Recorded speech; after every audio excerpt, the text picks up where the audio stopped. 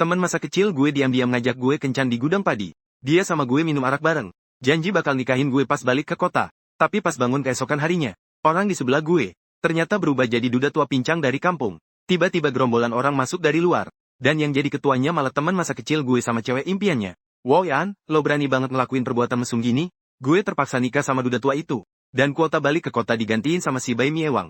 Si duda tua ngerusak kaki gue dan maksa gue tidur sama dia. Dalam waktu kurang dari 3 tahun, gue keguguran 5 kali. Kayak ayam betina yang gak bisa bertelur lagi. Dia curiga ada orang lain di hati gue. Gue dipukulin sampai mati sama si duda tua itu. Begitu gue buka mata, gue balik lagi ke hari pas teman masa kecil gue ngajak kencan. Lo ada waktu malam ini nggak? Ada yang mau gue omongin sama lo. Ini soal kita berdua. Gue tatap dia dengan tenang. Dia yakin banget gue suka mati sama dia. Sampai rela ngejar dia ke desa. Pasti nggak bakal nolak. Maaf, malam ini gue ada urusan. Senyum Fulan langsung beku di mukanya. Dia refleks mau nahan tangan gue. Urusan apa? Gue lihat ekspresi paniknya. Lagian, ngumpulin penonton segini banyak juga susah. Gue bakal selalu inget pagi itu. Pintu ditendang keras. Gerombolan orang berlari masuk dan langsung nunjuk-nunjuk gue. Fulan sama cahaya bulan putihnya. Zhong Yuer lari di barisan paling depan. Kelihatan kaget dan takut banget. Meng An, lo berani selingkuh sama cowok lain di belakang gue. Lo nggak punya malu ya? Badan gue hancur berantakan. Tanpa sadar gue megang kerah baju gue rat-rat. Tapi Zhong Yuer malah lari ke arah gue waktu itu. An, kita kan saudaraan. Biar gue lihat keadaannya. Mulutnya teriak kata-kata peduli. Tapi tangannya kasar banget nyoba buka baju gue. Kalau baju gue robek sama dia, gue nggak bakal bisa hidup lagi. Gue ditarik berdiri sama Zhong Yuer yang megang kerah baju gue. Qiong Yuer, lepasin gue. Lepasin tangan gue. Zhong Yuer terus nangis palsu. Sambil tetap narik baju gue dengan kejam. Jangan takut, biar gue lihat. Kalau udah diperkosa, ingatan lo nggak bakal hilang. Pas dia hampir robekin baju gue gigit tangannya sekuat tenaga. Zhong Yuer jerit kesakitan. Terus tiba-tiba lepas tangannya dan noleh ke Fulan minta tolong. Fulan, lihat dia. Pas itu juga, si lajang tua nangkep gue dari samping. Gue diteken ke tanah keras banget. Istri, kita udah tidur bareng. Sekarang banyak orang yang lihat. Ngaku aja. Lepasin gue. Gue berjuang sekuat tenaga. Refleks ngulurin tangan ke Fulan. Gue nggak. Fulan, tolong gue. Tapi dia cuma memalingkan muka dengan ekspresi dingin. Si lajang tua ketawa sinis sambil robek baju gue. Semua orang lihat gue telanjang bulat. Lengan dan leher gue penuh bekas mesra. Nggak ada yang percaya kalau nggak terjadi apa-apa. Zhong Yuer teriak dengan suara nyaring. Semua orang kaget. Bekas di badan lo ini apa? Cepat panggil orang. Kok ada bekas gigitan? Gue bakal laporin lo ke komune. Ini nggak bisa dibiarkan. Gue selalu kira ini karena gue mabuk dan salah langkah. Jadi orang lain bisa manfaatin gue. Tapi suatu kali, si duda tua mabuk dan gak sengaja bocorin rahasia. Baru saat itu gue tahu bahwa ini semua udah direncanain dari lama. Mereka mau buka semua baju gue. Bikin kejadian ini kelihatan nyata. Supaya semua orang tahu lo adalah perempuan gue. Nggak ada yang berani nikahin lo. Dan lo nggak bisa balik ke kota. Jadi lo bisa tenang ikut gue dan lahirin anak-anak gue. Siapa yang ngangka lo nggak berguna banget, sampai nggak bisa kasih keturunan? Buat apa gue butuh lo? Kenangan dari kehidupan sebelumnya tiba-tiba banjir. Kepikiran gue, seluruh badan gue tegang. Untungnya, semuanya belum terjadi. Fulan yang gak nyerah mendekat buat narik gue. Aku beneran mau ngomong sama lo. Fulan, jangan tarik-tarikan. Kalau mau ngomong, ngomong aja di sini. Fulan diem. Dia nahan diri dan maksa ekspresi tulus di mukanya. Lo bentar lagi balik ke kota. Gue mau ngomongin masa depan kita.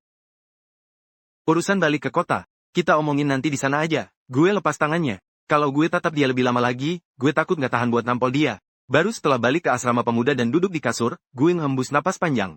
Gue nunduk lihat tangan gue. Meskipun kasar, tangan gue masih lincah dan utuh. Zhong Yuer masuk dari luar pintu. Mukanya awalnya seneng, tapi begitu lihat gue duduk di kasur, mukanya langsung berubah. Semua orang sibuk di sawah. Ada yang malah enak-enakan. Udah rebahan di kasur segini pagi. Kerjaan lo udah selesai, terus nyari siapa lagi buat dibantuin? Hari ini gak batuk gak sesak napas, padahal biasanya mau mati aja. Ngomong sembarangan lo. Itu karena semua orang tahu kondisi gue jelek dan ngurusin gue. Lo pergi ambil air. Tangan lo patah, gak bisa ambil sendiri. Lo gila. Sekarang gue gak boleh manggil lo lagi ya. Gue lirik dia dengan sinis. Kita semua kan pemuda terdidik. Kenapa harus gue yang melayani lo? Pas itu Fulan masuk dari luar. Mata Zhong Yuer langsung berkaca-kaca. Dengan suara lembut, dia mulai ngejatuhin air mata. Fulan langsung kasihan. Dia buru-buru mendekat. Ada apa ini? Kenapa tiba-tiba nangis? Maaf ya, tangan gue sakit hari ini, gak bisa angkat teko air panas. Gue mau minta An bantuin ambil air. Kayaknya gue ganggu dia. Dia pikir gue manja. Zhong Yuer, juga rekan kita, rekan seharusnya saling peduli. Kalau bisa sikap gitu sama dia, cepat minta maaf ke rekan Zhong Yuer. Terus ambilin air buat dia. Kenapa? Karena poin cuma didapat dari ngikut-ngikut? Karena dia tebel muka, ngaku-ngaku punya kakak di mana-mana? Atau karena semua cewek di asrama pemuda ini pelayannya? Gue mulai mikir buat laporin dia ke komune. Bilang dia pura-pura sakit buat dapat poin kerja. Begitu denger bakal dilaporin ke komune. Zhong Yuer ngeliat Fulan dengan muka sedih dan teraniaya. Fulan, apa mau An benci gue karena kejadian hari ini? Padahal gue cuma peduli sama dia. Apa yang harus gue benci? Bukan gue yang nyuruh dia selingkuh sama orang lain. Biar orang lain bantuin kerja? Alan, lo ngomong apa sih? Siapa yang selingkuh, dia sendiri tahu. Gue jalan ke pinggir pintu. Pastikan setiap orang yang masuk bisa denger omongan gue. Fulan, lo tanya aja. Sama Zhao Qiang yang bantuin dia ke sawah hari ini. Tanya dia permen susu orang lain enak nggak? Dan apa dia mau cium lagi? Lo ngomong sembarangan. Apa gue ngomong sembarangan? Kalian boleh tanya Zhao Qiang semua. Oh iya, di kasurnya pasti masih ada biskuit kiriman Wang Lei. Keluarganya kan bukan orang kaya. Siapa yang ngirim? Biskuit dan permen susu yang cuma bisa dibeli pakai kupon obat? Oh iya, Zhong Yu. Kenapa ketemu Zhao Qiang hari ini? Abis pulang, mulut lo langsung bengkak. Semakin banyak pemuda yang balik, dan tiba-tiba terdengar bisik-bisik di kerumunan. Iya, sering lihat dia makan permen susu sama biskuit. Gue inget kondisi keluarganya juga nggak bagus. Kan, siapa bilang nggak? Gadis yang dididik baik. Kok bisa sembarangan nerima barang dari cowok? Jelas dia juga nggak punya malu. Lo nuduh gue tanpa bukti. Fulan, si buta itu juga ikut ngejar keluar. Yuyu, tenang aja. Kuota balik kota buat perempuan jalan itu pasti bakal jadi punya lo. Gue tahu, Kak Fulan, lo selalu percaya sama gue. Dan baik sama gue. Orang-orang yang tahu sedikit aja udah ngerti hubungan gue sama Fulan. Tatapan mereka ke gue penuh belas kasihan. Gue nggak peduli, balik badan, beresin barang, mandi, dan istirahat. Gue tahu Zhong Yue nggak bakal nyerah gitu aja. Keesokan harinya gue bangun sangat pagi. Badan gue sama sekali nggak sakit. Baru saat itu gue yakin bahwa gue bener-bener udah terlahir kembali. Sepanjang hari suasana hati gue bagus banget. Kelompok kecil Zhong Yuer dan para pengagumnya nunjuk-nunjuk ke arah gue. Ini trik lamanya. Lihat aja, semua orang percaya sama gue. Lo ini siapa sih? Gue muter mata. Terus lanjutin kerjaan gue sendiri. Sayangnya, di jalan pulang ke asrama, gue lihat pagar pembatas yang nungguin gue. Begitu lihat gue, dia buru-buru mendekat. Gue bakal bawa lo minta maaf ke Yuer. Gue keras lepis tangannya. Sambil tatap dia marah. Lo gila? Tahu nggak semalam gara-gara omongan lo yang sembarangan? Yuer kabur? Dia kan cewek. Ah, kenapa lo jadi gini? Gue hampir ketawa kesel. Lo nggak tahu kenapa dia kabur? Dia udah cerita ke gue. Permen susu dan biskuit itu urusan lain. Gue cuma ngurusin dia karena dia lagi sakit. Sama sekali nggak kayak yang lo pikirin. Oh. Lo peduli banget sama dia. Mukanya akhirnya nunjukin sedikit rasa bersalah. Gue memang peduli sama temen. Gue udah bilang lo beda dari yang lain. Dengerin gue, pergi minta maaf ke Yuer. Masalah ini bakal selesai. Pas itu, Zhong Yuer keluar. Dengan mata merah, ngulurin tangan buat narik gue. Meng An, gue tahu lo suka Fulan. Tapi lo salah paham banget sama gue. Fulan cuma perhatiin gue karena kondisi gue yang lemah, jadi dia lebih peduli sama gue. Gue beda sama lo. Kondisi gue memang lemah. Lo nggak boleh marahin gue cuma karena teman lain perhatiin gue. Sampai memaki Fulan juga. Lihat, Yuer begitu pengertian. Bahkan sekarang masih ngebela lo. Keduanya sengaja akting di jalan yang ramai. Seolah-olah mau orang lain salah paham. Seolah-olah gue yang nindas Zhong Yuer, bunga putih yang suci ini. Para cowok pemuda lainnya. Entah apa yang dilakukan Zhong Yuer sama mereka. Semuanya ikut-ikutan memaki gue. Barang-barang itu adalah hadiah kami buat Yuer. Mengan, kalau bisa nuduh teman sendiri. Sampai dia sakit. Zhao Qiang adalah penggemar nomor 1 Zhong Yuer. Si pengikut setia, dia yang pertama lompat keluar. Dengan kualitas pikiran kayak gitu, lo pantas dapat kuota balik kota. Serahin kuota itu ke Yuer biar dia bisa pulang berobat. Bahkan Yuer tadi malam udah sakit. Kita bakal lapor ke komune. Karena lo udah nyebar rumor tentang bintang cewek di regu kita. Dan merusak nama baik teman sendiri. Lo harus kasih ganti rugi atas hal ini, oke. Ternyata kalian nungguin gue di sini. Fulan tadi berisik, kayak petasan baru. Tapi sekarang malah pura-pura bisu. Gue lihat dia tukar pandang sama Zhong Yuer. Biarin beberapa orang bodoh ini ngebela dia. Apa alasannya? Apa bibirnya kemarin pecah? Atau permen dan biskuitnya bukan yang kalian kasih? Gue cuma nyampein fakta. Apa buktinya kalau gue yang nyebar rumor tentang dia? Dia udah sakit. Gue lihat dia sekarang baik-baik aja. Nggak ada tanda-tanda sakit. Jangan-jangan kalian ngincar kuota pulang gue, sampai bersekongkol mau nipu gue. Kalau gitu, gue juga bakal laporin kalian ke komune. Gak dapat kuota pulang. Malah bersekongkol fitnah teman satu tim. Meng An, hati-hati omongannya. Tadi pura-pura mati, sekarang malah hidup lagi. Ngomong apa sih? Waktu mereka mau laporin gue, lo di samping pura-pura mati. Gue cuma ceritain apa yang mereka lakuin ke gue. Lo malah nyuruh gue hati-hati sama kata-kata gue. Dulu gue nggak tahu. Kalau hati lo sebegitu busuknya, bukannya lo juga punya kuota balik kota? Kalau lo begitu peduli sama Zhong Yu, kenapa nggak kasih kuota lo ke dia? Di kehidupan sebelumnya, mereka berdua manfaatin ini buat balik ke kota, kuliah, hidup bahagia berdua, dan sukses. Benar saja. Fulan mengerutkan kening, jangan ngalihin topik. Kenapa kuota gue nggak bisa gue kasih? Padahal lo kan ketua pemuda desa. Kesadaran lo cuma segitu? Lo bener-bener ngawur. Gue bisa lebih ngawur lagi. Fulan, tolong jangan lagi ngomong hal-hal ambigu ke gue. Kalau lo suka Zhong Yue, kejar aja sendiri. Jangan terus-terusan manfaatin gue buat senengin dia. Sebagai manusia, lo harus tahu apa itu malu. Gue jalan ke depan dua pemuda desa bodoh di sebelah gue. Zhong Yue, apakah gue udah setuju pacaran sama salah satu dari kalian? Kalian semua berjuang mati-matian buat dia. Kalau gue jadi kalian, gue bakal buka mata lebar-lebar dan lihat jelas siapa yang paling dia peduliin sehari-hari. Kalian ini bodoh, dijadikan sasaran tapi nggak sadar. Gue denger malam itu, ada dua pemuda yang berkelahi hebat. Bahkan pas ketua pemuda datang nengahin, dia ikut kena beberapa pukulan. Pantas saja, ada kabar dari komune yang memberitahu bahwa keluarga gue nelepon dan nyuruh gue nelepon balik. Gue khawatir ada perubahan soal balik kota, jadi gue buru-buru pergi. Ternyata, begitu angkat telepon, ibu angkat gue langsung marah-marah habis-habisan. Bilang gue berperilaku buruk di desa. Orang-orang udah datang nuntut, dan keluarga kita nggak bisa nanggung malu ini. Gue akhirnya nggak tahan lagi. Aku gantiin kakakku ke desa, kata gue. Suara ibu angkat gue semakin tajam. Aku besarin lo susah payah. Lo malah gantiin kakak lo, apa salahnya? Lo anak durhaka yang gak tahu terima kasih. Aku besarin lo susah payah. Suaranya keras bikin kepala gue berdengung. Tanpa sadar gue gosok pelipis. Bu, jelasin. Siapa yang datang bikin ribut? Ternyata dia agak ragu-ragu. Soal kuota balik kota itu. Ada yang mau bayar 200.000. Gue pikir, buat nikahan kakak lo, kita harus beli sepeda motor. Tapi, gue pikir gak bisa. Tanpa ragu, gue potong pembicaraannya. Sebelum dia meledak lagi, gue bilang padanya. Kalau gue balik ke kota buat kuliah, uang yang bisa gue dapat jauh lebih banyak dari 200.000. Gue pikir, kakak lo mau nikah, kan harus beli motor. Tapi, gue pikir itu nggak bisa jadi gue langsung potong pembicaraannya. Sebelum dia meledak lagi, gue bilang padanya, kalau gue balik ke kota buat kuliah, uang yang bisa gue dapat jauh lebih banyak dari 200.000. Ibu angkat gue masih ragu. Kalau lo lulus kuliah dan mulai kerja, kakak lo mana bisa nunggu? Gue narik napas. Dalam-dalam, saat itu perusahaan masih bagi rumah. Apakah 200.000 cukup buat beli rumah buat kakak lo? Nanti uang gue bisa dipakai buat bantu keluarga. Gue sumpah bakal nulis surat begitu balik ke kota. Setelah berulang kali bujuk, akhirnya ibu angkat gue bisa diyakinkan. Baru setelah nutup telepon, gue sadar tangan gue agak gemetar. Gue nggak ngangka. Fulan rela ngelakuin hal kayak gini demi masuk universitas. Hanya dia yang tahu alamat rumah gue. Titik. Hanya dia yang tahu apa yang terjadi belakangan ini. Dia tahu banget bahwa ibu angkat gue sangat. Dan lebih utamain anak cowok, dia malah mikirin cara nyuap ibu angkat gue di belakang punggung gue buat jual kuota gue. Hubungan masa kecil yang saling kenal betul. Kini berubah jadi pisau yang ditusuk ke gue. Fulan, lo bener-bener pantas mati. Karena hal ini, sepanjang jalan pulang gue merasa linglung. Saat lewat sawah padi, tiba-tiba muncul seseorang dari samping. Nutup mulut dan hidung gue lalu nyeret gue ke sawah. Itu seorang cowok. Gue berjuang sekuat tenaga. Tinggi tanaman padi ini lebih dari satu orang. Kalau gue ditarik masuk, gue pasti mati. Cowok di belakang gue sangat kuat, dan badannya bau keringat yang menjijikkan. Dia nggak bersuara, hanya mencekik leher gue dengan paksa. Gue cuma ngerasa pandangan gue berkabut. Dia mau bikin gue pingsan sebelum nyeret gue ke sawah. Dengan luasnya sawah padi ini, nggak ada yang bisa nemuin lokasi gue. Apapun yang terjadi, nggak ada yang bisa nyelamatin gue. Rasa sesak semakin kuat. Gue sadar langkah cowok itu tampak goyah saat dia lewat sebuah gundukan.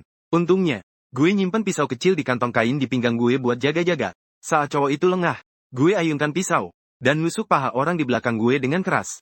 Cowok itu langsung jerit kesakitan. Darah mengalir deras dari pahanya. Gue manfaatin kesempatan itu dan gigit keras pergelangan tangannya yang ngecengkeram gue. Rasa darah yang pahit nyebar. Cowok itu berusaha lepas cengkeramannya. Gue nendang kaki pincangnya dengan sekuat tenaga. Cowok itu kehilangan keseimbangan. Ngejatuhin diri dengan keras sambil jerit. Gue dengar bunyi retak tulang pergelangan kakinya. Bener-bener duda tua yang belum pernah nikah. Di kehidupan sebelumnya, gue udah muak dikurung dalam perhitungan. Di kehidupan ini, gue langsung perkuat latihan fisik gue. Tak disangka hari ini beneran terpakai. Dia terjatuh dengan pantat nempel di tanah. Sambil megang kakinya dan merintih. Mulutnya masih ngumpat kotor, manggil gue, pelacur kecil. Suaranya terhenti tiba-tiba. Karena pisau di tangan gue nempel di tenggorokannya. Dia masih teriak, kakak lo. Kalau lo usir gue bakal laporin lo atas pembunuhan. Pisau itu ngiris kulitnya. Dia akhirnya diem. Sadar gue serius. Mukanya akhirnya nunjukin ekspresi ketakutan. Siapa yang nyuruh lo datang? Si duda tua itu berpura-pura santai. Pisau di tangan gue tarik keras. Dia langsung diem. Ya, pengadilan tinggi, katanya. Dia lirik gue diam-diam. Matanya berputar-putar. Penuh kelicikan yang menjijikan. Tangan gue terus nekan, pisau itu meluncur turun di lehernya. Lo mati di sini. Gue bakal kubur mayat lo sembarangan. Bahkan kalau udah busuk, nggak ada yang bakal tahu. Si duda tua akhirnya nggak tahan lagi dan teriak ketakutan. Gue bilang, dia kasih gue uang. Katanya lo hari ini bakal pergi dari sini. Suruh gue perkosa lo, dia bisa balik ke kota. Nanti dia bakal kasih uang ekstra ke gue. Si duda tua itu ketakutan, jilat bibirnya yang pecah-pecah. Bau mulutnya yang bau bawang putih bikin mual. Dia tatap gue penuh harap, gue bener-bener bakal bilang semuanya. Gue tahu gue salah. Gue lepas tangan gue. Si duda tua itu merangkak keluar sambil mohon, beberapa langkah kemudian. Tiba-tiba dia senyum sinis, balik badan, dan nerjang gue. Pelacur kecil satu lagi nusuk kakinya yang bagus. Nyapu penisnya. Si duda tua ketakutan sampai badannya kaku. Dia terjatuh berlutut karena sakit. Berguling-guling kayak anjing nakal. Lihat gue mendekat. Dia ketakutan dan bersujud mohon ampun. Gue salah, gue bener-bener tahu gue salah. Jangan bunuh gue tatap tajam. Cowok yang hancurin hidup gue di kehidupan sebelumnya. Saat ini dia terbaring di tanah. Dengan sikap mengemis kayak anjing nakal yang menjijikan. Di mana bekas luka cambukan lo di kehidupan lalu, 70. Kalau mau gue ampuni nyawa lo, pergi aja ke pengadilan tengah. Gue bakal tambahin 20.000. Wajah si duda tua yang tadinya merah karena sakit. Tiba-tiba, melebar matanya yang sipit. Memancarkan sorot mata serakah. Lo serius? Beneran? Ini uang yang gue tabung buat beli toko balik ke kota, buat beli toko bareng keluarga gue. Di kehidupan sebelumnya, gue ngerasa kondisi keluarga gue jelek dan nggak pantas buat Fulan. Gue mau kasih dia yang terbaik dalam segala hal. Kemudian gue alami masalah. Barang-barang di asrama pemuda juga dibuang orang. Tapi uangnya hilang. Pengadilan tinggi ambil uang gue. Dan malah nuduh gue nyuri uangnya. Fulan bersaksi buat dia. Temen Meng An. Keluarga lo udah lama gak kirim uang ke dia. Dia bohong. Semua pemuda asrama meremehkan gue.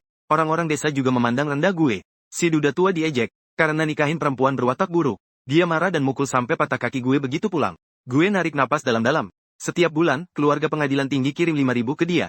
Belakangan gue tahu keluarganya utamain anak cowok. Sama sekali nggak peduli sama dia. Mereka udah lama tukar dia sama adiknya dalam perjodohan. Uang 5.000. Itu dikirim oleh calon suami dari perjodohan itu. Setiap bulan, tepat. Tanggal 5, kisah masa lalu Fulang terkait dengan nasib Zhong Yuan. Dia harus bayar ganti rugi besar ke calon suami Zhong Yuan.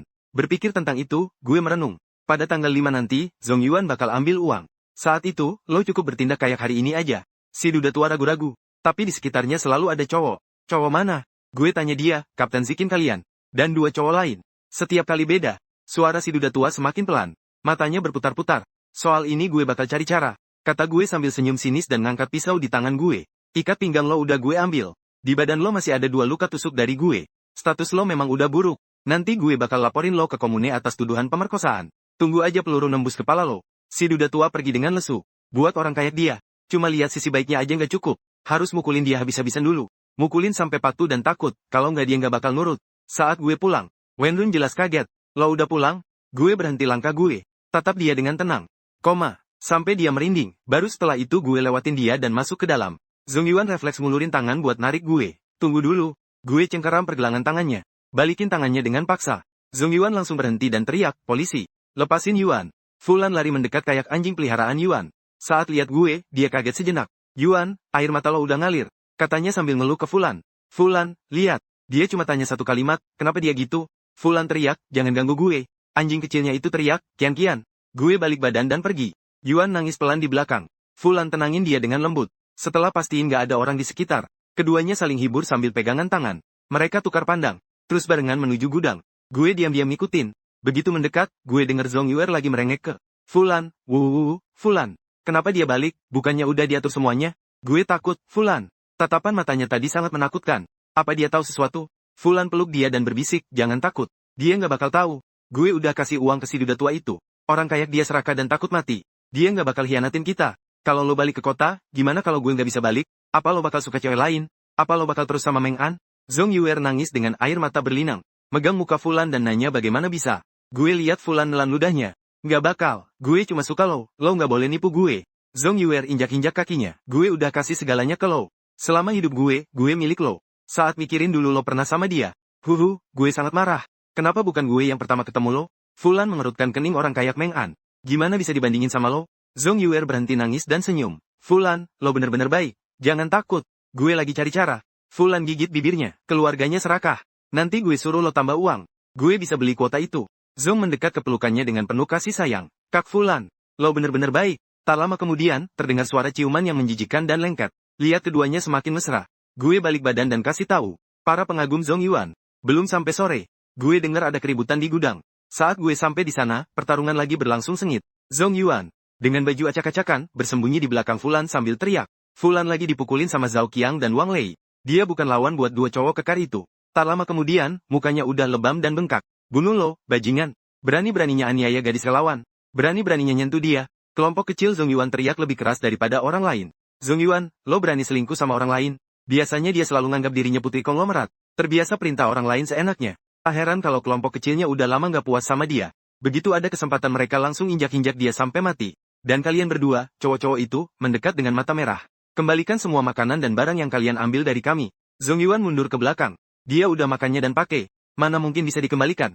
Itu yang kalian kasih ke gue. Cewek jalang, itu lo yang bilang mau pacaran sama gue. Zhao Qiang marah sampai matanya hampir memancarkan darah. Gue berhemat-hemat. Apapun yang lo minta gue kasih.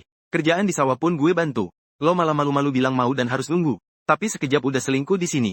Wang Lei melotot. Dia jelas bilang mau pacaran sama gue. Tapi kalau dihitung-hitung, ini nggak cocok. Keduanya noleh ke arah Zhong Yuan. Akhirnya sadar terlambat bahwa mereka udah ditinggalin sama si jalang itu. Mereka nyerbu buat mukul. Tapi Zhong Yuan ketakutan sambil peluk kepalanya dan teriak. Namun ditarik-tarik sama orang-orang yang nonton. Gimana bisa mukul? Utang harus dibayar. Cewek di dunia ini banyak. Kenapa harus repot gara-gara cewek jalang kayak gini? Orang-orang yang denger coba nengahin. Tapi sebenarnya mereka justru memperkeruh suasana. Orang-orang ini udah lama nggak suka sama Zhong Yuan. Akhirnya, masalah ini diselesaikan dengan Zhong Yuan dan Fulan tanda tangan surat utang, dengan syarat harus lunas dalam waktu 6 bulan. Saat mereka pergi, mereka lempar tatapan sinis ke arah Zhong Yuan. Cewek jalang Zhong Yuan, yang tadinya ngerasa kayak bunga mekar, tiba-tiba jatuh dari awan ke lumpur. Seluruh dirinya hampir gila karena marah. Dia datang malam itu dan marahin gue, apa itu lo? Gue sibuk rapikin kasur. Gue nggak tahu apa yang lo omongin. Zhao Qiang dan yang lain. Udah bilang, lo yang kasih tahu mereka. Matanya berputar-putar, lalu, dia ngulurin tangan ke gue. Dengan sangat yakin kasih uang. Yang paling gue kagumi adalah ketebalan mukanya. Tapi dia nggak punya uang. Kalau bukan karena lo. Hari ini Zhao Qiang dan yang lain nggak mungkin tahu. Mereka nyuruh gue ganti 50.000. Plus 20 kilo kupon beras. Nasional, uang ini harus lo bayar. Semakin dia omong, semakin dia ngerasa benar, kan? 80.000. Gue sangat ketakutan hari ini. Semua salah lo. Kalau lo nggak kasih ke gue bakal kasih tahu Kak Fulan. Gue bakal bikin dia nggak mau ngomong lagi sama lo. Lo gila ya? Baru saat itu gue angkat badan dan tatap dia. Apa yang gue bilang? Gue cuma bilang lihat lo di gudang. Yang lain, gue nggak bilang apa-apa. Lihat dia dalam keadaan kacau. Gue akhirnya nggak bisa nahan ketawa. Gue nggak kasih tahu mereka. Lo di sana mesraan sama orang lain. Lo gila? Zhong Yuer tatap gue nggak percaya. Lo bahkan nggak peduli sama reputasi Fulan. Bukannya bukan gue yang maksa kalian berdua selingkuh. Apa hubungannya reputasi kalian sama gue? Gue lirik dia dengan sudut mata terangkat. Gue sama dia nggak pernah pacaran. Gue pergi. Lo tinggal di sini aja dan nikmatin reputasi lo yang baik. Dengan begitu, saat dia pergi ambil uang tanggal 5, pasti nggak ada yang nemenin dia. Fulan masih menghindari kecurigaan. Dia pergi dan nggak balik hari itu juga. Keesokan harinya, berita mengejutkan nyebar. Bahwa seorang cewek pemuda intelektual ditarik ke dalam tenda dan diperkosa. Si duda tua bersikeras bahwa Zhong Yuan yang merayu dia. Zhong Yuan nangis sampai suaranya serak. Tapi semua orang perlakuin dia kayak ular berbisa. Bahkan Fulan pun menghindarinya. Di zaman ini, kalau seorang cewek kehilangan keperawanan sebelum nikah, meski nggak sampai dikurung di sangkar babi kayak masa dulu, tapi pasti nggak mungkin lagi nemuin pasangan yang baik. Fulan tanpa ragu putusin hubungan sama dia, dan dengan cepat kasih 25.000 plus 10 kilo kupon beras miliknya, lebih cepat daripada pantatnya terbakar. Pemimpin desa bilang, kalau nggak nikah, lapor ke komune dan lihat gimana komune nanganinnya. Tapi meski mereka ancam bakal tangkap si duda tua, sebenarnya nggak ada tindakan apa-apa. Setiap hari si duda tua datang ke tempat pemuda-pemudi, berputar-putar di sekitar rumah Zhong Yuan. Sekarang nggak ada lagi yang bantu Zhong Yuan kerja di sawah. Setiap hari dia kelelahan sampai kehabisan napas. Ditekan sama orang-orang di sekitarnya kayak ular yang terpojok. Dan masih harus diganggu sama para duda tua yang nggak punya malu. Dia hampir gila. Awalnya Zhong Yuan mau bikin ribut. Tapi ternyata dia hamil. Para ibu dan menantu di desa datang nasihatin dia buat akhiri masalah ini. Kalau saat itu para duda tua itu ditembak mati, anak di kandungannya nggak cuma kehilangan ayah, tapi juga nggak bakal bisa nikah sama orang lain di masa depan. Tepat saat itu, waktunya balik ke kota tiba. Saat lihat Fulan naik mobil bareng gue, Zhong Yuer panik. Fulan, lo nggak boleh ninggalin gue, teriak Zhong Yuer. Kuota Fulan beda dengan gue, dia berprestasi di desa. Dia mahasiswa pekerja petani tentara. Gimana mungkin dia rela ngorbanin masa depan cerahnya cuma karena sepatu usang kayak Zhong Yuer? Dia hampir kayak ular berbisa, lepasin tangannya. Jauh-jauh dari Zhong Yuer. Teman Zhong Yuer, tolong jaga diri, kata Zhong Yuan sambil hampir nerjang buat nangkep dia. Teriakannya berubah jadi, lo nggak boleh pergi. Lo udah janji bakal bawa gue balik ke kota dan nikahin gue. Namun, Fulan dengan paksa lepasin jari-jarinya satu persatu. Dorong dia menjauh. Lo salah dengar. Gue nggak pernah janji. Kita cuma hubungan. Temen, Yuan marah sampai bibirnya gemetar. Fulan, lo bukan laki-laki sejati. Lo jelas-jelas janji bakal nikahin gue. Fulan cepat nutup jendela dan memalingkan kepala. Hampir ngejepit jari-jari Zhong Yuan. Si lajang pun saat itu terlatih-tatih lari mendekat. Peluk Zhong Yuan dengan paksa nyeret dia ke belakang. Dia ketawa cekikikan, istri. Tenang aja dan ikut gue. Dia kan mahasiswa. Mana mungkin mau sama lo yang udah bekas. Orang-orang desa pun berlarian mendekat. Nyeret Zhong Yuan ke belakang. Beberapa pemuda pengangguran di desa itu pun manfaatin kesempatan itu buat ketawa-ketawa dan meraba-raba badannya. Mau kemana lagi? Jangan pergi, tinggal di sini aja. Ini udah takdir lo. Saat gue noleh, gue lihat Zhong Yuan ngulurin tangannya sekuat tenaga ke arah mobil. Matanya dipenuhi ketakutan dan keputusasaan. Di perjalanan pulang, Fulan tatap gue dengan penuh harap. Aku nggak tahu kalau Zhong Yuan orang kayak gitu. Dia kelihatan gugup sambil berhenti. Gue udah ditipu sama dia. Biarin aja hal-hal di sini berakhir di sini, ya. Kita tumbuh bareng sejak kecil. Gue nggak pernah bayangin istri gue bakal jadi orang lain. Dia tatap gue. Dengan mata yang bersinar, gue bakal balik dan lanjutin kuliah. Nanti, saat lo kuliah, gue bakal daftar universitas. Setelah lulus, kita nikah, ya. Suaranya lembut. Seolah-olah dia masih kayak teman masa kecil gue yang dulu, yang rela mati buat lindungin gue dan berdiri di depan gue. Gue nahan tawa sinis di dalam hati. Dia bilang gitu sekarang. Tak lain. Takut gue bakal bocorin urusan desa ini. Di zaman ini, komunikasi belum maju. Kalau nggak ada yang ngomong, urusan saat turun ke desa, bener-bener bisa terkubur selamanya. Nggak perlu, gue bakal jauhin dia. Lebih baik kita masing-masing jalan sendiri ke depannya. Lihat aja kalau dia mau duduk di sebelah gue, jangan maksa gue nampol lo. Keluarga lo datang ke rumah gue. Mau beli kuota balik kota buat pengadilan tinggi. Lo kira gue nggak tahu? Fulian membeku. Dia belum nyerah. Dia pikir gue lagi pakai taktik mundur buat maju. Tapi mobil penuh orang. Jadi dia nggak bisa bertindak terlalu terang-terangan. Dia berbisik. Ayo, tenang aja. Jangan marah. Nanti setelah sampai rumah, gue cari lo. Di dalam ransel gue ada surat pengaduan. Dengan cap jari Zhong Yuer. Sebelum berangkat, gue cari dia. Dan bilang dengan tegas, Fulan gak bakal bawa lo pergi. Jangan bermimpi. Zhong Yuer melotot, tapi menyerah. Tidak mungkin, katanya dia udah bilang cinta gue dan bakal nikahin gue. Gue punya surat pengaduan ini. Yang nulis dia selingkuh. Lagi pula, lo udah kayak gini sekarang. Kalau dia bawa lo pergi, surat ini tentu gak berguna. Kalau dia gak bawa lo pergi, gue senyum ke dia. Kenapa lo berakhir kayak gini? Apa lo gak tahu? Gue lihat tatapan Zhong Yuer berubah dari kebingungan jadi keputusasaan. Orang jahat kayak dia, masalahnya selalu ditimpain ke orang lain. Apalagi dia yakin kalau bukan Fulan. Dia sama sekali gak bakal ketemu di gudang. Semua ini salah dia. Gimana dia berani gak bawa dia pergi? Dia gak cuma mau nikahin dia, tapi juga beli motor 3 roda. Dia bahkan mikir kasih keluarga 200.000. Biar dia bisa nikah sama dia dengan megah. Semua ini adalah hutang dia. Begitu balik ke kota, gue langsung serahin surat pengaduan itu. Fulan masih seneng-seneng. Nunggu buat jadi mahasiswa pekerja petani tentara. Tiba-tiba dia nerima pemberitahuan bahwa dia ditangkap dan ditangkap.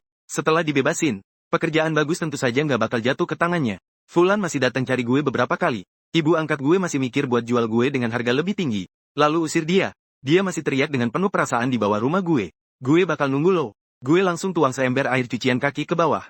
Bikin dia basah kuyup. Pergi lo, sampah kotor yang ketangkap karena selingkuh. Sekarang, seluruh kompleks perumahan tahu dia ketangkap karena selingkuh dan ditangkap. Fulan kabur dengan muka kusut dan nggak pernah balik. Gue lulus masuk universitas. Bener-bener lepas dari ibu angkat gue yang kayak vampir. Setelah lulus, gue kerja di perusahaan bagus. Tunjangan dan perlakuan di sana sangat baik. Bahkan dapat rumah dinas. Gue juga punya pacar yang baik. Akhirnya gue punya rumah yang sepenuhnya milik gue sendiri. Segalanya berjalan lancar. Saat pulang kerja, gue lihat sebuah warung kecil yang jual pancake gandum di pinggir jalan. Pemiliknya adalah seorang cewek yang kelihatan berusia 40 atau 50 tahun.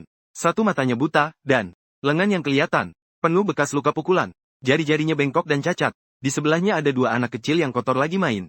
Dan satu lagi di punggungnya. Gue kasihan sama dia dan mikir buat beli pancake buat bantu usahanya. Saat lihat ada orang datang, dia nyapa, "Halo, mau makan apa?" Suaranya kedengaran familiar. Gue lihat lebih dekat. Gue langsung kaget. Senyumnya langsung beku di mukanya. Saat lihat lebih dekat lagi, seluruh badannya memancarkan aura misterius yang pekat. Gue senyum ke dia. "Itu lo, ya? Lo jualan di sini tanpa izin usaha, kan? Kalau senyum gitu, bisa ditangkap lo." Pupil matanya langsung menyempit. Gue dengar anak di belakangnya lari tergopoh-gopoh. Peluk rambutnya sambil teriak, "Bu, aku mau minum soda." Yang lain tak mau kalah, "Aku mau biskuit." Anak di punggungnya pun ikut nangis kencang. Tepat saat itu, petugas keamanan dari arah jalan belok mendekat. Lihat pemandangan di depannya, dia teriak dan ngejar. "Jangan lari," tapi dia udah terlambat, nggak ada waktu lagi buat urus gue. Dia balik badan dan lari kencang ke arah mobil. Terjatuh keras di tengah jalan. Kepalanya terbentur setang. Sampai setengah giginya copot. Mukanya penuh kegembiraan. Tapi seolah-olah benturan itu bikin dia sadar. Dia nunduk dengan terkejut. Lihat tangannya yang kasar. Anak kotor di sebelahnya yang hidungnya beringus. Gerobak kecil yang berantakan di depannya. Serta petugas kota yang nerjang dari belakang dan nahan dia. "Kenapa gue di sini?" Petugas itu tiba saat itu juga. Narik kepalanya dengan kasar dan nekan dia ke tanah. Dia masih teriak gak mau nyerah, "Lepasin gue. Gue mahasiswa. Ini gak seharusnya kayak gini. Gue punya pekerjaan resmi." Petugas ngira dia gila, lalu ikat dia paksa bawa pergi. Saat mau pergi, Zhong Yuan masih meronta-ronta dan teriak, "Gue bukan orang gila, lepasin gue." Dia tatap gue dengan tajam. "Mengan, lo yang rusak hidup gue. Semua ini salah lo gak bakal beruntung." Baru inget, gue dengan baik hati kasih tahu dia tempat tinggal Fulan sekarang. Menurut sistem saat ini, toh beberapa hari lagi dia pasti dibebasin. Fulan sekarang hidupnya begitu nyaman. Ini nggak bisa dibiarkan. Fulan punya catatan kriminal, jadi dia nggak bisa masuk perusahaan bagus. Dia pergi ke selatan buat bisnis. Dan bisnisnya berkembang pesat. Dia sukses besar di luar sana. Punya istri cantik dan anak yang dicinta. Semua orang yang lihat dia harus manggil dia, wakil bos. Hal ini kayak duri di mata. Zhong Yuan, cewek gila ini sangat kejam. Dia sendiri yang cekik mati ketiga anaknya. Dia berdiri di depan pintu rumah Fulan dengan perut buncit. Dan di hadapan istri Fulan, dia bilang bahwa anak-anak itu anaknya, dan nyuruh dia bertanggung jawab. Kalau Fulan bisa ngelakuin hal kayak gitu sama Zhong Yuan di desa, tentu saja dia bukan orang yang patuh aturan. Istri Fulan langsung teriak-teriak. Awalnya Fulan bahkan gak kenalin Zhong Yuan manggil dia gila, yang justru semakin memicu amarahnya. Lo nggak tahu siapa gue? Kalau bukan karena lo, gimana mungkin gue diperlakuin kayak gitu sama duda tua di desa? Lo nikmatin hidup di sini. Tahu nggak? Gimana hidup gue di sana? Saat ketiga orang itu bertengkar, dia dengan gila-gilaan peluk Fulan dan benturin kepalanya ke pintu. Fulan pingsan di lantai. Istrinya lapor ke polisi. Saat Zhong Yuan ditangkap, dia masih ketawa terbahak-bahak. Pantas saja, semua salah dia. Dia pantas mati. Gue adalah Su, bukan orang yang pantas dapetin itu. Ini memang akhir yang pantas buat mereka. Gue pikir kekotoran dan kegelapan di desa-desa itu. Udah lama gue tinggalin jauh di belakang. Membusuk di lumpur. Tapi tak kusangka setan jahat yang merangkak keluar dari neraka. Nggak bakal lenyap begitu aja. Zhong Yuan, cewek yang hancurin hidup gue. Akhirnya berhasil kabur dari desa. Ngelacak jejak gue, dan ngejar gue sampai ke kota. Berniat nyeret gue balik ke jurang yang nggak bisa dihindari. Waktu berlalu tenang, namun arus bawah terus bergolak. Musim gugur 1979. Angin di ibu kota bawa aroma bunga osmanthus yang sejuk.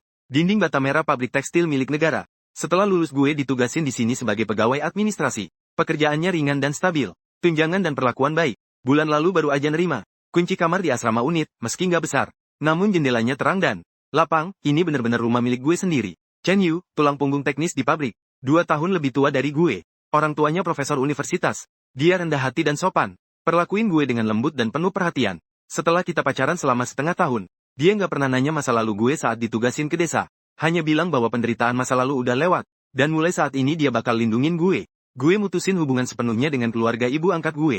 Di kehidupan sebelumnya, mereka jual kuota balik kota gue demi 200.000. Di kehidupan ini, setelah gue balik ke kota, gue cuma kasih mereka uang sekali. Terus dengan tegas bilang nggak ada lagi hubungan. Ibu angkat gue ngamuk dan berguling-guling. Bahkan pernah datang ke tempat kerja gue buat bikin ribut. Dia langsung dilaporin ke bagian keamanan. Terus meletakkan tongkatnya. Dan diancam bakal dilapor ke komune. Mereka utamain cowok dan rendahin cewek. Jual beli kuota ini baru bener-bener berakhir. Gue pikir hidup gue mulai saat itu bebas dari penipuan. Nggak bakal lagi diganggu sama orang-orang dan hal-hal kotor itu. Hingga sore hari ini. Saat gue pergi ke terminal bis di depan pabrik buat beli sabun. Saat balik badan. Sudut mata gue nangkep bayangan seorang cowok kurus. Duduk di sudut tembok. Pakai baju katun yang udah pudar karena sering dicuci. Rambutnya kusam dan acak-acakan. Nutupin sebagian besar mukanya. Sosok itu entah kenapa bikin hati gue berdebar. Gue berhenti langkah dan noleh tiba-tiba. Tapi bayangan itu langsung hilang. Hanya nyisain ujung baju yang kusam. Lenyap di ujung gang. Mungkin gue kebanyakan mikir. Pikir gue gelengin kepala. Nahan perasaan aneh itu. Seumur hidupnya, dia diperlakuin semena-mena sama duda tua itu. Hamil, dia dipaksa nikah sama dia. Dikurung di desa. Dan nama daftar pemuda yang balik dibungkam sama desa. Si duda tua ngawasin dia dengan ketat. Gimana mungkin dia bisa kabur dari desa terpencil dan miskin itu? Di kehidupan sebelumnya, dia bahkan sampai gila. Tapi nggak pernah bisa ninggalin tanah yang ngurung dia seumur hidup. Gue genggam sabun dan buru-buru balik ke area pabrik. Lupain rasa gelisah itu. Tapi gue nggak ngangka. Itu hanyalah awal. Beberapa hari berikutnya, kejadian aneh terjadi bertubi-tubi. Di laci, tiba-tiba muncul foto tua yang menguning. Itu foto bareng pengadilan menengah Fulan saat gue ditugasin ke desa. Muka gue di foto itu dicoret hitam pakai tinta. Sepatu kain yang gue taruh di depan pintu asrama. Dipotong-potong sampai hancur pakai gunting. Permukaan sepatunya masih berlumuran lumpur. Persis kayak tanah di rumah duda tua di desa itu. Bahkan saat gue kencan sama Chen Yu, gue selalu ngerasa, ada yang ngawasin kami. Tapi saat noleh, nggak ada siapa-siapa. Chen Yu sadar ada yang nggak beres sama gue. Lalu, dengan lembut peluk bahu gue. Anan, apa ada yang ganggu lo? Kalau ada masalah, bilang ke gue. Gue bakal bantu lo selesain. Gue sandar di dadanya. Cium aroma sabun segar dari badannya, dan hati gue agak tenang. Tapi gue tetap gelengin kepala, nggak apa-apa. Mungkin karena kerjaan akhir-akhir ini terlalu melelahkan, jadi gue jadi terlalu curiga. Gue nggak berani cerita ke dia masa lalu yang memalukan saat gue turun ke desa. Bukan karena nggak percaya, tapi karena kenangan-kenangan mengerikan itu. Gue cuma mau kubur itu selamanya. Tapi gue meremehkan kegilaan dan kejahatan. Cewek itu udah gue masukin ke neraka dengan tangan gue sendiri. Kehilangan kesempatan balik ke kota. Nikah sama duda tua yang dibenci semua orang, dan menderita siksaan. Bencinya ke gue udah merasuk ke tulang sumsum. Bahkan kalau harus merangkak, dia bakal merangkak ke depan gue dan nyeret gue mati bareng dia. Hari itu akhir pekan. Gue libur dan lagi bersihin rumah. Berencana nonton film bareng Chen Yu malam ini. Baru aja gue buka jendela buat ngudara. Terdengar suara langkah kaki pelan dari lantai bawah. Tak lama kemudian, sesuatu ngepuk ambang jendela gue dengan bunyi, puk. Itu sebuah batu. Dibungkus selembar kertas kusut. Hati gue mendadak berat. Gue jalan mendekat dan ambil kertas itu. Tulisan di atasnya miring-miring. Penuh kebencian yang dalam. Ditulis pakai tinta merah. Menyilaukan kayak cahaya. Asteris Mingan. Gue udah keluar. Lo berhutang sama gue. Gue mau lo bayar 1000 kali lipat. Gue mau. Lo hidup di neraka seumur hidup kayak gue. Asteris nggak ada nama di penanda tangan. Tapi tulisan itu bakal gue inget sampai mati. Zhong Yuan. Dia bener-bener kabur dari desa. Darah di seluruh badan gue seketika beku. Kertas di tangan gue jatuh ke lantai. Ujung jari gue gemetar nggak terkendali. Ketakutan dari kehidupan sebelumnya banjir ke gue kayak gelombang pasang. Pukulan dan makian si duda tua. Sikap dingin Fulan. Kemunafikan Zhong Yuan. Dan caci maki seluruh desa. Kenangan gelap itu seketika nyelubungin gue. Gue pegang ambang jendela, hirup napas dalam-dalam. Maksa diri gue buat tenang. Gue bukan lagi mengandari kehidupan sebelumnya yang bisa diinjak-injak sesuka hati. Gue udah terlahir kembali. Gue punya pekerjaan, pacar, dan kehidupan yang tenang. Gue bukan lagi kerabat yang terisolasi dan tak berdaya. Bahkan kalau Chen Yu datang ke kota, apa yang bisa dia lakuin ke gue? Dia hanyalah gelandangan yang kabur dari desa. Tanpa KTP, tanpa pekerjaan, tanpa tempat tinggal. Di kota besar ini, dia hanyalah anjing yang kehilangan rumah.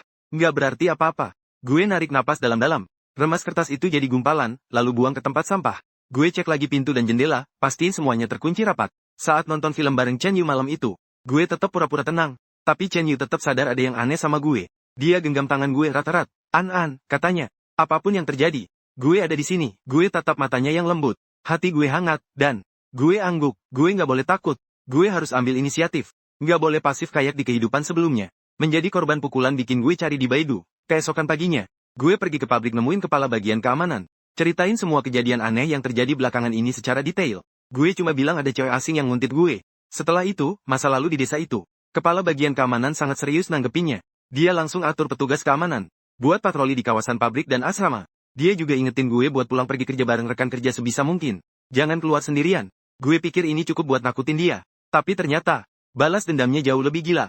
Dan kejam dari yang gue bayangin. Akhirnya, bisa kabur dari desa itu bukan kebetulan. Si duda tua itu, sejak gue tusuk 2 kali. Dan diancam sama gue, dia minum-minum sepanjang hari. Kondisi badannya udah hancur, dan dia selalu mabuk-mabukan, jadi susah buat ngawasin dia. Setelah kebijakan pemulangan dikeluarin, Zhong Yuer nangis mohon biar desa biarin dia pergi. Tapi penduduk desa udah nerima suap dari si duda tua, dan nganggap reputasinya udah rusak. Jadi mereka langsung tahan kuota pemulangannya. Mereka bahkan bilang bahwa dia sukarela tetap tinggal di desa. Zhong Yuer benar-benar putus asa, dan sepenuhnya sadar. Dia tahu bahwa ngandalin desa atau Fulan nggak bakal pernah bisa bikin dia pergi. Dia mulai pura-pura patuh. Setiap hari melayani si duda tua, nyajin teh dan air, cuci baju, dan masak. Dia bikin si duda tua terpesona sampai lengah. Lalu, pada suatu malam yang penuh angin dan hujan, si duda tua mabuk berat sampai tergeletak di lantai dan pingsan. Zhong Yuer pakai gunting yang udah disembunyiin lama, buat motong tali rami di rumah. Terus nyuri beberapa koin yang disembunyiin si duda tua di bawah bantalnya. Dia kabur dari desa dalam kegelapan malam. Dia nggak berani lewat jalan raya, melainkan numpang kereta api sembunyi-sembunyi buat hindarin pemeriksaan. Tidur di bawah langit terbuka, dan ngemis buat bertahan hidup. Setelah jalan selama sebulan penuh, dia akhirnya sampai di ibu kota. Dia ngandalin alamat unit tempat kerja yang pernah gue sebutin secara nggak sengaja di kehidupan sebelumnya, serta informasi yang gue tinggalin di asrama pemuda setelah balik ke kota. Dia telusuri jejak dan akhirnya nemuin pabrik tekstil milik negara serta nemuin gue. Dia nggak berani tampak langsung, hanya bersembunyi di kegelapan, kayak tikus jahat yang ngintai setiap gerak-gerik gue, nunggu kesempatan buat balas dendam. Setelah gue lapor ke bagian keamanan, Zhong Yuan memang nahan diri. Beberapa hari dia nggak lagi ngelakuin tindakan mengancam. Tapi gue tahu, ini hanyalah ketenangan sebelum badai. Dia mulai redam amarahnya. Hanya lagi cari kesempatan yang lebih mematikan. Setengah bulan kemudian, pabrik rekrut sekelompok petugas kebersihan sementara. Yang tugasnya jaga kebersihan area pabrik dan asrama. Gue sama sekali nggak ngangka bahwa di antara petugas kebersihan baru itu ada orang dari pengadilan tinggi. Dia potong rambutnya pendek, dan oles semen di muka buat sembunyiin penampilan aslinya. Dia ganti namanya jadi Zhang Yue dan bohong bahwa dia datang dari desa buat nemuin kerabatnya, tapi kerabatnya udah pergi. Jadi dia cuma bisa cari kerja sementara. Rekan kerja di bagian perekrutan yang tanggung jawab perekrutan itu lihat dia kasihan, dan mampu lakuin kerjaan kotor dan berat. Jadi dia dipertahanin. Ketika gue lihat sosok yang familiar itu membungkuk nyapu lantai di lorong asrama, bulu kuduk gue merinding. Dia angkat kepala dan tatap mata gue. Sudut bibirnya melengkung dalam senyum sinis. Senyum itu nyembunyiin kebencian yang mematikan. Gue pura-pura tenang dan buru-buru lewatin dia. Jantung gue berdebar kencang. Dia ternyata nyusup ke dalam pabrik, dan bersembunyi di dekat gue. Ini jauh lebih menakutkan daripada nguntit atau ancaman diam-diam. Dia ada di dekat gue. Siap nyerang kapan aja. Gue segera nemuin bagian SDM dan minta agar Zhang Yue dipecat. Tapi nggak bisa sebutin alasan yang masuk akal. Gue nggak bisa bilang bahwa gue punya dendam pribadi sama dia. Bahwa kami adalah musuh yang saling kenal. Kepala bagian SDM mengerutkan kening. Perekrutan pekerja sementara dilakukan sesuai prosedur. Dia rajin kerja dan nggak pernah lakuin kesalahan. Lo nggak punya alasan buat nuduh dia nggak masuk akal. Gue diem. Dia terlalu licik. Dia tahu gue nggak berani ungkap aib masa lalu gue di desa. Dan tahu gue nggak punya alasan buat pecat dia di pabrik. Jadi, dia tetap tinggal di samping gue dengan terang-terangan. Setiap hari dia lihat gue masuk dan pulang kerja. Lihat gue berpasangan sama Chen Yu. Lihat gue jalani hidup yang tenang dan bahagia. Tatapannya kayak ular berbisa. Selalu nempel di gue. Bikin gue mulai lebih berhati-hati. Pulang pergi kerja selalu bareng rekan kerja. Ngunci pintu dan jendela asrama siang dan malam. Nggak pernah ketemu dia sendirian. Bahkan sebisa mungkin hindari area yang dia bersihin. Tapi pada hari itu, gue lembur ngurus berkas sampai jam 8 malam. Sebagian besar rekan kerja di pabrik udah pulang. Hanya petugas keamanan yang masih patroli. Gue bawa berkas dan buru-buru menuju asrama. Saat lewat sebidang hutan kecil, tiba-tiba seseorang dari belakang, nutup mulut gue. Bau menyengat langsung nyerang hidung gue. Itu obat bius. Gue berjuang sekuat tenaga. Nendang-nendang. Tapi orang di belakang gue sangat kuat. Nahan badan gue dengan erat. Mengan, akhirnya lo sendirian. Suara Zhong Yue yang menyeramkan kedengaran di telinga gue. Penuh kegembiraan gila. Aku udah nunggu hari ini terlalu lama. Hati gue berdebar kencang. Gue gigit tangan yang nutup mulut gue sekuat tenaga. Zhong Yue ngerasa sakit dan lepas tangannya. Gue manfaatin kesempatan itu buat teriak minta tolong. Tolong, keamanan. Dengar teriakan itu. Petugas keamanan segera lari mendekat sambil bawa senter. Zhong Yuan lihat situasi itu. Dorong gue keras. Terus balik badan dan lari. Hilang dalam kegelapan malam. Gue terjatuh ke tanah. Berkas-berkas berserakan di mana-mana. Pergelangan tangan gue lecet dan berdarah. Petugas keamanan lari mendekat dan bantu gue berdiri. Meng Wen Yuan, lo baik-baik aja? Siapa orang tadi? Gue gelengin kepala. Muka pucat. Gue nggak tahu, mungkin cewek asing yang mau rampok gue nggak berani bilang yang sebenarnya. Begitu gue sebut nama Zhong Yue. Semua orang di sini bakal tahu tentang masa lalu gue di desa kehidupan tenang yang susah payah gue bangun. Bakal hancur seketika. Petugas keamanan antar gue balik ke asrama. Dan perketat patroli malam. Gue duduk di asrama. Tatap luka di pergelangan tangan gue. Badan gue gemetar. Zhong Yue udah mulai bertindak. Dia nggak bakal berhenti. Begitu aja, kali ini pasti bakal lebih kejam. Gue nggak bisa lagi cuma nunggu nasib buruk. Gue harus serang balik secara proaktif. Usir orang jahat ini sepenuhnya dari hidup gue. Kirim dia ke tempat yang seharusnya. Zhong Yue tahu bahwa keamanan di pabrik diperketat, jadi dia nggak berani lagi ganggu gue secara fisik. Dia pun beralih ke cara yang lebih licik. Dia tahu bahwa dengan hancurin hubungan gue sama Chen Yu, dia bisa bikin gue hidup dalam penderitaan yang lebih buruk daripada mati. Dia mulai nyebar rumor tentang gue kemana-mana. Dia manfaatin statusnya sebagai petugas kebersihan di area pabrik dan asrama, diam-diam gosip sama para pekerja cewek, ngarang cerita buruk tentang gue. Tahu nggak kalian? Meng Wen Yuan kelihatan sopan, tapi sebenarnya saat turun ke desa, perilakunya nggak baik. Dia punya hubungan nggak jelas sama duda tua di desa. Dia bisa masuk pabrik dan dapat rumah, bukan karena kemampuannya, tapi karena hubungan nggak pantas. Dia pacaran sama teknisi Chen, cuma karena kondisi keluarganya bagus, bukan karena cinta tulus.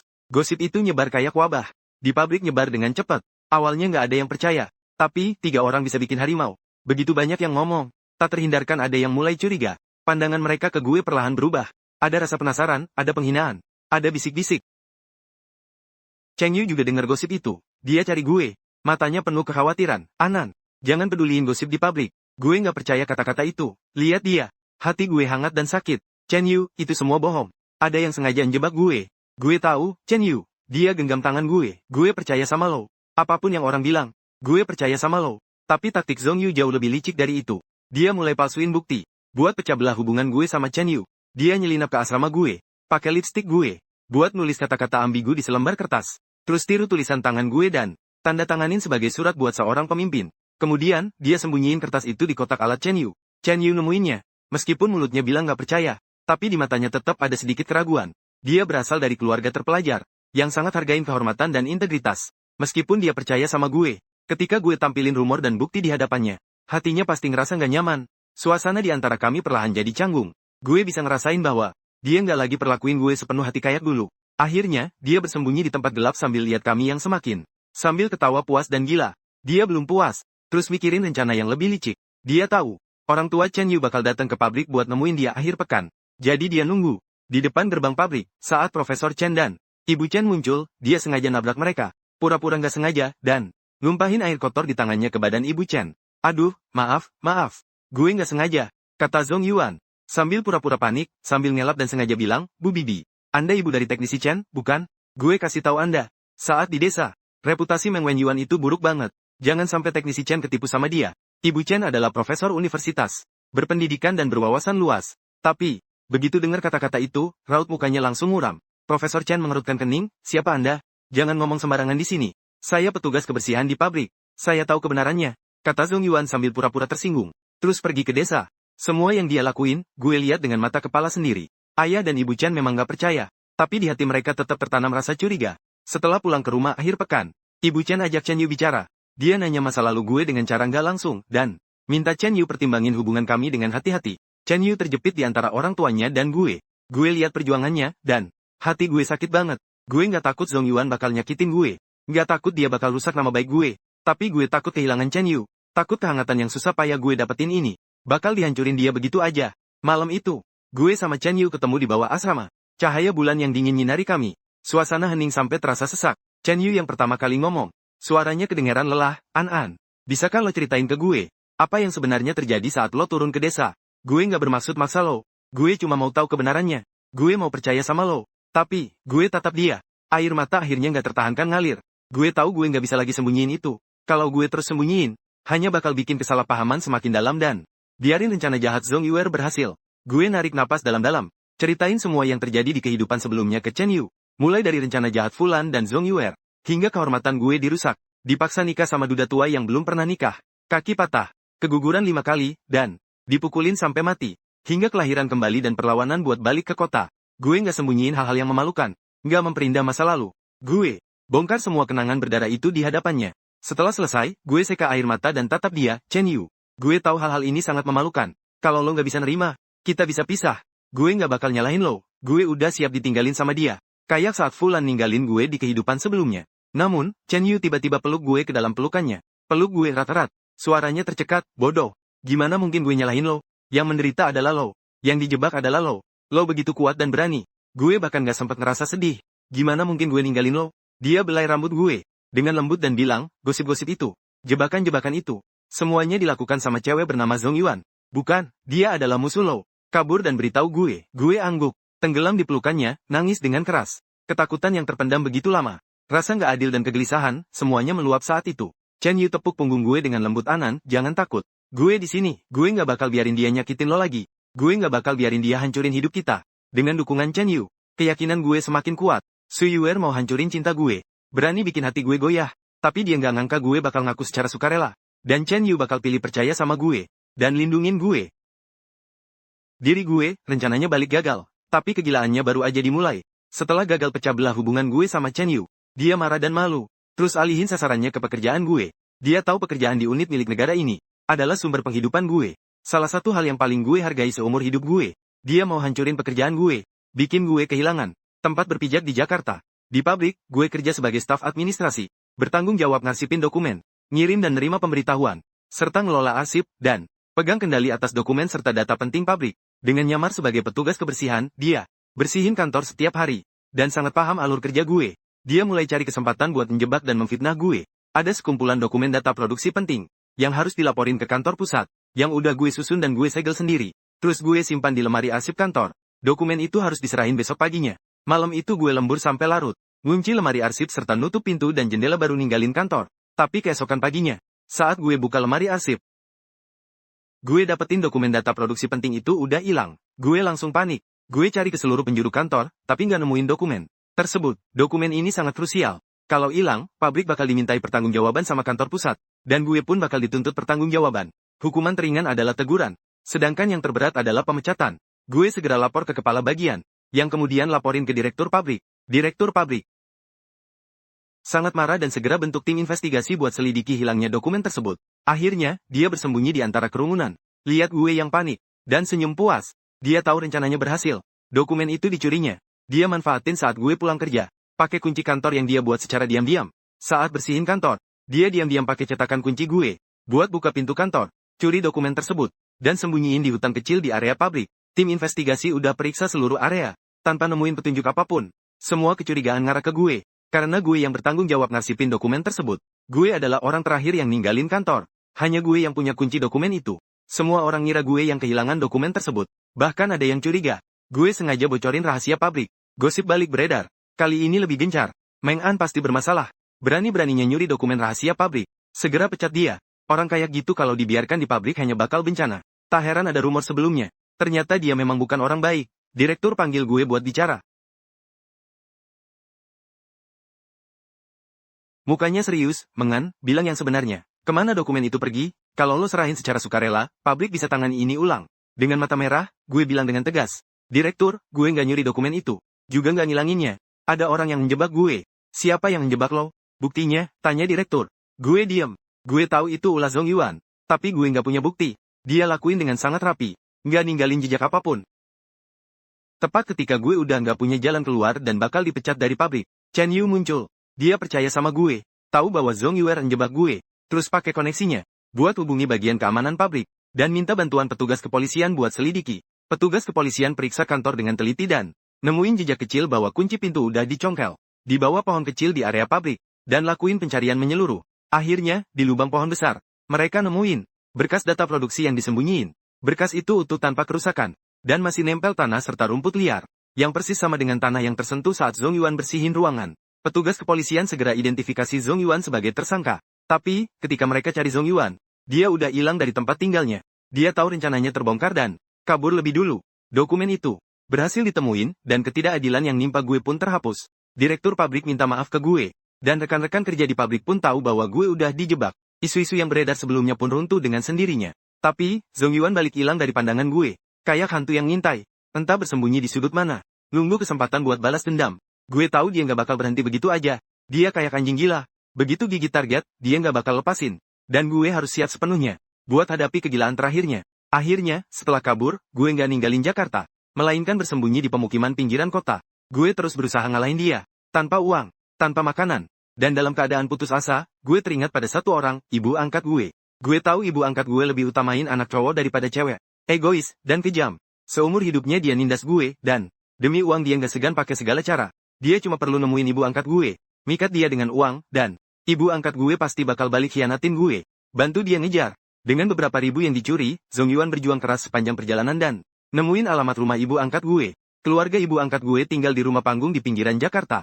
Hidup dalam kesusahan. Anak cowok ibu angkat gue, yaitu kakak gue, terlilit utang karena nikahan, dan selalu kelihatan murung. Ketika akhirnya kami datang nemuin dia, ibu angkat gue awalnya masih waspada. Tapi, ketika Zhong Yuan bilang bahwa kalau dia bantu ngalahin Meng An, dia bakal kasih 200 ribu.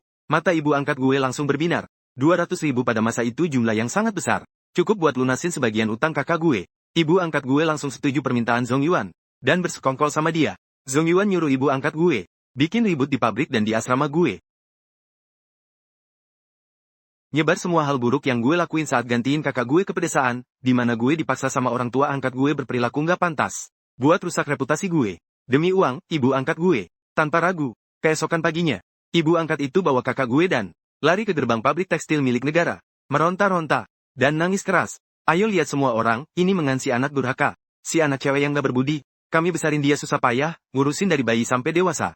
Apa salahnya dia gantiin kakaknya pergi ke desa? Sekarang dia udah balik ke kota dan dapat pekerjaan, dia malah gak ngaku kami lagi. Saat di desa, dia bergaul sama cowok-cowok. Perilakunya sangat memalukan. Kami semua ngerasa malu. Dia benar-benar orang yang gak punya hati nurani. Jangan sampai kalian ketipu sama penampilannya. Teriakan ibu angkat itu narik perhatian banyak orang yang lewat. Rekan-rekan kerja di pabrik pun berduyun-duyun keluar lihat keributan itu. Begitu dengar kabar itu, gue langsung lari keluar. Lihat ibu angkat dan kakak gue yang lagi bikin onar. Gue marah sampai badan gue gemetar. Bu, udah cukupkah keributan ini? Gue tegur dengan keras. Gue udah lama mutusin hubungan sama kalian. Kenapa? Kalian masih datang ke sini buat cemarin nama gue? Gue memfitnah lo. Ibu angkat lompat dan nunjuk hidung gue sambil maki. Lo memang anak haram yang kami temuin di jalan. Gantiin kakak lo ke pedesaan adalah kewajiban. Sekarang lo punya uang tapi nggak kasih keluarga, malah berani maki gue. Hari ini gue bakal bertengkar sama lo sampai habis. Kakak gue juga ikut bela. Meng An, cepet minta maaf ke ibu dan keluarin 500 ribu lagi. Kalau nggak kami bakal datang setiap hari bikin ribut. Sampai lo nggak bisa bertahan di pabrik. Akhirnya, Zhong Yuan bersembunyi di antara kerumunan sambil nonton adegan ini. Sambil ketawa puas. Dia tahu bahwa keributan ibu angkat ini bakal bikin reputasi gue hancur total, meskipun gue udah bersihin nama baik gue sebelumnya. Chen Yu segera lari ke depan buat lindungin gue, lalu bilang ke ibu angkat dan kakak gue, kalian jangan bikin ribut di sini. An-An mutusin hubungan sama kalian, karena kalian yang maksa dia. Kalau kalian terus berisik, gue bakal panggil polisi. Ibu angkat nggak takut polisi dan tetap teriak, polisi datang pun nggak bakal berguna. Gue adalah ibunya. Mendidik anak gue adalah hak gue. Tepat saat itu, petugas keamanan dari bagian keamanan dan petugas kepolisian tiba. Mengendalikan ibu angkat dan kakak gue. Ibu angkat masih teriak-teriak. Zhong Yuan lihat situasi nggak menguntungkan. Balik badan mau kabur. Namun, dihentikan sama Chen Yu yang udah nunggu di samping. Zhong Yuan, lo nggak bisa kabur, suara Chen Yu dingin. Zhong Yuan membeku seketika. Perlahan muter kepalanya. Senyum di mukanya lenyap seketika. Digantiin oleh, dia tahu dia udah terungkap sepenuhnya. Kerumunan orang nyebar. Gue jalan ke hadapan Zhong Yuan. Tatap mukanya yang pucat dan penuh kebencian. Hati gue nggak ngerasa takut. Hanya jijik yang membeku. Zhong Yuan, udah cukupkah keributan lo? Suara gue tenang, tapi penuh kekuatan yang nggak terbantahkan. Di kehidupan sebelumnya, lo hancurin hidup gue. Di kehidupan ini, gue terlahir kembali. Gue nggak bermaksud bunuh lo habis-habisan. Lo sendiri yang bikin jubah mewah itu. Maksa gue ke jurang maut. Zhong Yuan tatap gue sambil teriak histeris. Lo yang berhutang sama gue. Mengan semua karena lo. Kalau bukan karena lo, gue udah balik ke kota. Gue udah lulus kuliah. Dan hidup bahagia. Gue nggak seharusnya nikah sama duda tua di desa itu. Gue nggak seharusnya bilang hal-hal itu di desa. Semua ini, karena lo, karena gue. Gue ketawa sinis. Dulu di Bupangsi, lo yang nyelamatin gue. Lo yang nyuap duda tua itu buat nyakitin gue. Lo yang rebut nama baik gue adalah lo. Di kehidupan sebelumnya lo panggil gue pelacur. Tapi di kehidupan ini juga lo. Semua yang lo alami adalah akibat perbuatan lo sendiri. Lo pantas dapetin itu. Gue ucapin setiap kata dengan jelas. Jangan iri sama gue. Karena benci sama gue, lo bersekutu sama Fulan buat nyakitin gue. Tapi lo nggak ngangka gue terlahir kembali. Gue bongkar konspirasi kalian dan bikin lo menuai apa yang lo tabur. Lo kabur ke kota, bersembunyi di dekat gue, nguntit gue, ngancam gue, dan pecah belah hubungan gue sama Chen Yu. Nyuri dokumen buat menjebak gue. Bersekongkol sama ibu angkat gue buat hancurin reputasi gue. Semua kejahatan yang lo lakuin, seberapapun lo pura-pura rendah diri, nggak bakal lolos dari hukuman hukum. Zhong Yuan lompat ke arah gue bunuh lo. Mengan, gue bakal bunuh lo. Chen Yu segera nahan dia. Petugas keamanan mendekat dan nekan dia dengan kuat. Petugas kepolisian keluarin senjata dan nempelkin ke tangan Zhong Yuan. Zhong Yuan, lo diduga lakuin pelanggaran masuk tanpa izin ke rumah. Pencurian pencemaran, nama baik, dan percobaan penganiayaan. Sekarang kami tangkap lo sesuai hukum. Zhong Yuan meronta-ronta, nangis, dan ngutuk dengan gila-gilaan. Mengan, gue jadi hantu pun gak bakal biarin lo tenang. Gue benci sama lo seumur hidup. Suaranya nyaring dan mengerikan, kayak jeritan setan. Tapi gak ada lagi yang bersimpati sama dia. Orang-orang yang nonton udah tahu perbuatannya, dan mereka pun hujat dia, bener-bener cewek jahat. Terlalu kejam, orang-orang udah maafin dia. Tapi dia tetap mau balas dendam. Pantas aja ditangkap. Orang kayak gini memang pantas di penjara. Ibu angkat dan kakaknya, yang ngawasin Meng An saat ditangkap, tahu bahwa mereka nggak bakal dapat uang lagi. Mereka ketakutan sampai muka mereka pucat. Coba kabur diam-diam. Tapi juga dihentikan sama petugas kepolisian. Kalian diduga lakuin pencemaran nama baik dan bikin ribut. Ikutlah sama kami. Ibu angkat dan kakaknya langsung ambruk di tempat. Nggak lagi nunjukin kesombongan kayak sebelumnya dia. Dipaksa masuk ke mobil polisi. Mobil itu ninggalin area tersebut. Dia tatap gue dengan tajam lewat jendela mobil. Kebencian di matanya hampir meluap. Tapi gue tahu, kali ini dia nggak bakal punya kesempatan lagi buat nyakitin orang lain. Dia adalah imigran ilegal yang kabur dari desa. Dan udah lakuin begitu banyak kejahatan. Yang nungguin dia adalah hukuman terberat dari hukum. Di kehidupan sebelumnya dia bunuh gue. Di kehidupan ini, dia akhirnya harus bayar harga atas perbuatannya. Setelah ditangkap, lewat persidangan di pengadilan. Karena terbukti bersalah atas beberapa dakwaan. Dia dijatuhi hukuman penjara 10 tahun. Ibu angkat dan kakaknya juga dihukum denda dan penahanan administratif karena fitnah dan bikin onar. Setelah pelajaran ini, mereka nggak berani lagi ganggu gue dan bener-bener hilang dari hidup gue. Pabrik pulihin reputasi gue. Dan kasih penghargaan. Puji. Keberanian dan kejujuran gue dalam hadapi fitnah. Rekan-rekan kerja semakin hormatin gue. Nggak ada lagi yang percaya sama rumor-rumor itu. Orang tua Chen Yu tahu seluruh masa lalu gue. Ngerasa sedih atas apa yang gue alami. Dan semakin sayang sama gue. Mereka desak kami buat segera nikah.